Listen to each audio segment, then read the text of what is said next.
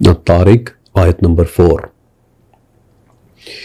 बल्कि एक मरतबा तो हजरत साद बिन वक्कास रजी अल्लाह ताला अन्हु ने गुज़वा अहद के मौके पर देखा कि दो लोग सफेद कपड़ों में लिपटे हुए, उन्होंने नबी करीम सल्लल्लाहु अलैहि वसल्लम को दोनों तरफ से अपनी प्रोटेक्शन में लिया हुआ है और वो बड़ी ही सख्ती के साथ काफिरों के साथ लड़ाई कर रहे हैं। साद कहते हैं कि उन दोनों लोगों को ना तो मैंने इससे पहले कभी देखा था और ना ही कभी दोबारा इसके बाद देखा। ओके, अब वक्त आ गया है कि मैं आपको वो अहादीस सुनाऊं कि जिनके जरिए आप खुद को अल्लाह की सबसे ताकतवर हिफाजत में दे सकते हैं इंशाअल्लाह।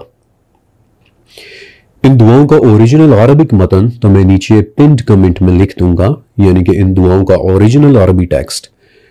आप नीचे लिखें, मेरे कमेंट्स में से पढ़कर याद कर सकते हैं। हाँ, अलबत्ता वीडियो में मैं आपको इन अहादीस का थोड़ा सा बैकग्राउंड और इनका उर्दू तर्जुमा जरूर बताऊंगा ताकि एटलीस्ट आपको अंदाजा हो जाए कि कौन सी दुआ किस मकसद के लिए है और किस मौके पर वो दुआ नबी करीम सल्लल्लाहु अलैहि वसल्लम ने अपने सहाबा को पढ़ने के लिए सिखाई थी। इनमें से सबसे पहली दुआ मसनद अहमद में है, हदीस नंबर 15461, और यही हदीस फिर सिलसिला तो सहीहा में भी है, हदीस नंबर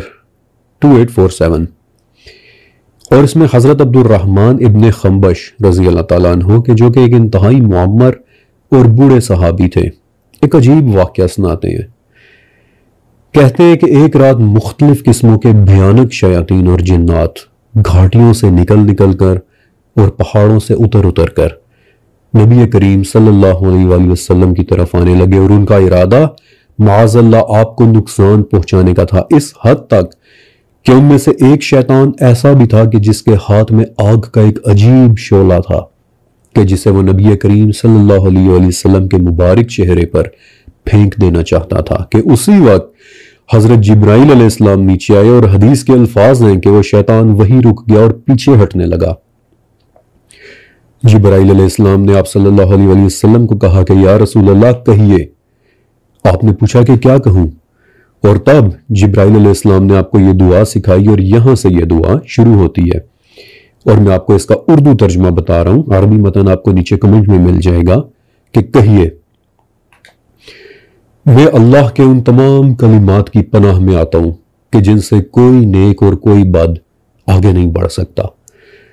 हर उस चीज के शर से कि जो उसने पैदा की और फिर जमीन में फैला दी,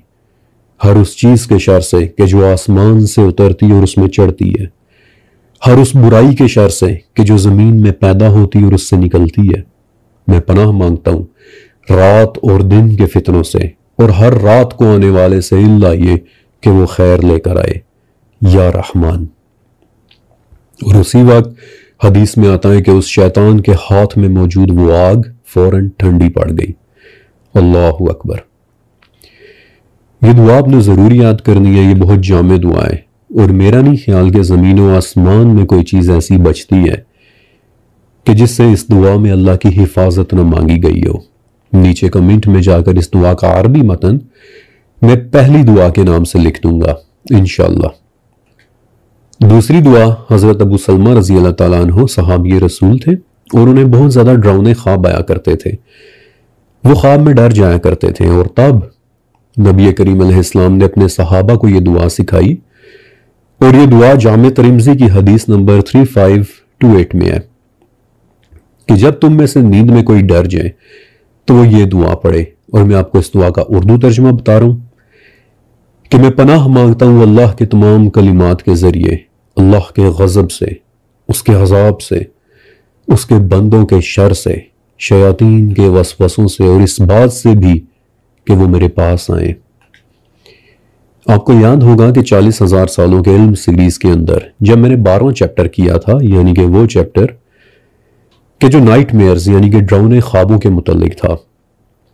तो उसमें मैंने आपको एक बहुत ही खास शैतान के मुतल्लिक बताया था। अब हदीसों के जरिए हमें यह तो पता चल जाता है कि रात के वक्त नींद के दौरान शैतान इंसान से छेड़छाड़ जरूर करता है, कभी उसकी गर्दन पर अपना हाथ रखता है, कभी उसकी नाक के जरिए अंदर घुसने की कोशिश करता है। एक हदीस से हमें यह भी पता चल जाता है कि बाज़ औक़ात शैतान किसी इंसान की तरफ मुतवज्जो होकर उसे नींद में खौफज़दा करता है। ऑफ कोर्स इट्स नॉट इब्लीस, लेकिन इब्लीस के अलावा भी शयातीन जिन्नात की कई अक़साम हैं। लेकिन एग्जैक्टली